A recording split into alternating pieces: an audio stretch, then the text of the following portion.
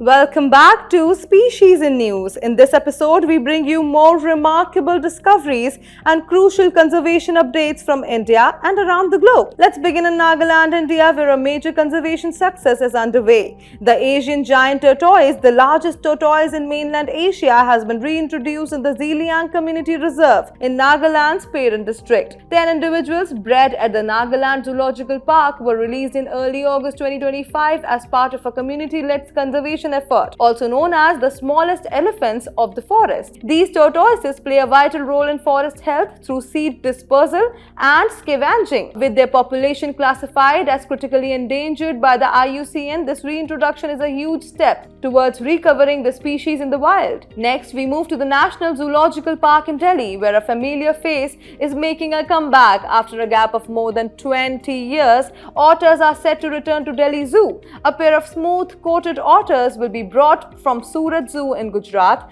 as a part of an animal exchange program.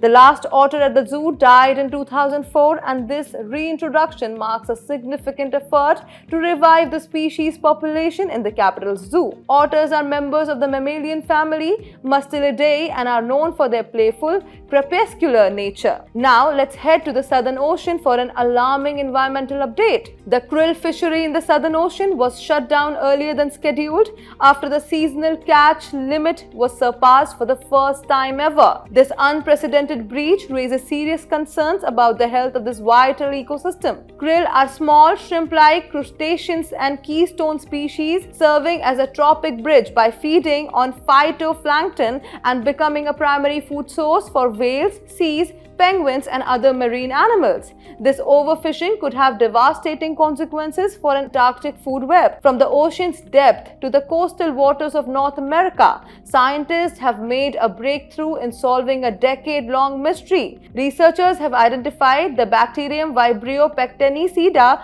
as a cause of sea star wasting syndrome, which has killed over 5 billion sea stars along the Pacific coast since 2013. Despite their name, starfish or sea stars are not true fish. They are marine invertebrates with a unique ability to regenerate lost arms. This discovery of the bacterial culprit is the critical first step in developing targeted strategies to combat the disease and help restore sea star populations, which are vital for maintaining healthy marine ecosystems. That's all in this episode of Species in News. These updates highlight the continuous efforts in discovering new life and the pressing need for conservation across both Indian and global landscapes. Until next time, keep learning and stay connected with nature.